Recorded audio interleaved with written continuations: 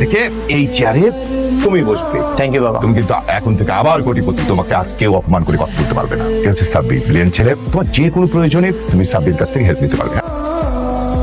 আজকে থেকে তোমাকে একটা নতুন চাকরি করতে হবে। যেই কোম্পানিতে তুমি চাকরি করবে সেই কোম্পানিটা আসলে আমার, কিন্তু আমার বন্ধু রাতুল আমার সাথে বেইমানি করে আমার কোম্পানিটা নিয়ে নিয়েছে। এর প্রতিশোধ তো আমি নিবই। 4840 টাকা।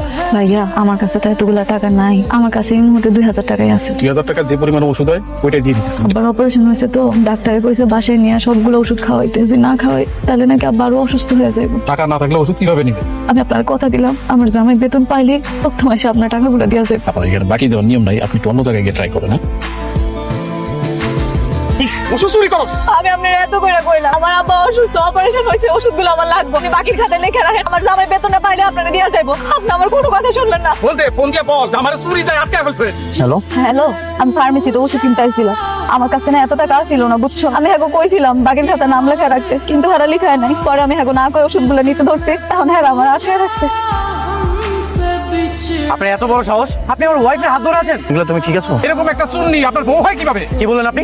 আর একটা উল্টাপাল্টা কথা বললে এই শহরে টিকতে পারবেন না। এই ওষুধের দাম কত? 4840 টাকা স্যার। এখানে 10,000 টাকা আছে, পুরোটাই আপনার। এইসব তুমি কি করতে গেছো? তোমার টাকা পয়সা দরকার ছিল, তুমি আমাকে বলতে, আমি তোমাকে দিয়ে দিতাম। তোমার উপর কত চাপ হয়ে যাইতেছে, এমনি আব্বার অপারেশনে কতগুলো টাকা লাগছে, এর মধ্যে আবার তোমার নতুন নতুন চাকরি হয়েছে, কেমনে ম্যানেজ করবো? এর লিগে আমি ভাবছি এই টাকাটা দিয়ে আমি ওষুধ কিনি, কিন্তু তোমার হঠাৎ এত পরিবর্তন, এতগুলো বডিগার্ড, নতুন গাড়ি, আমি তো কোনো কিছু বুঝতেছি না কি হইতেছে কত।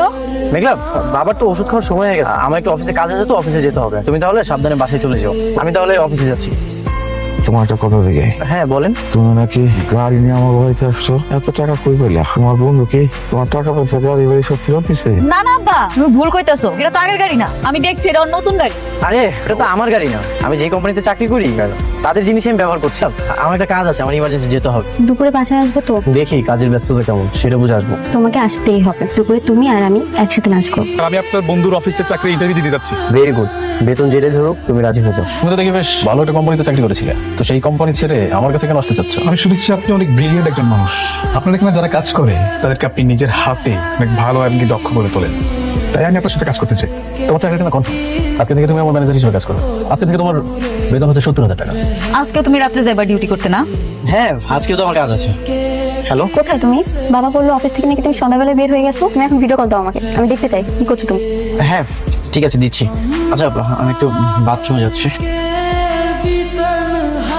তুমি কালার কথা কইতাছিল? কই? আমি তো কারোর সাথে কথা বলছিলাম না। আমি স্পষ্ট দেখছি তুমি ভিডিও কলে কালার জানি কথা কইছো। ও, বসের সাথে কথা বলা শেষ করে সেলফি ক্যামেরা আমাকে দেখছি। তোমার এমন চাকরি আমার পছন্দ হইতাছে না, তুমি আজকে আমার লগে থাকবা। দাও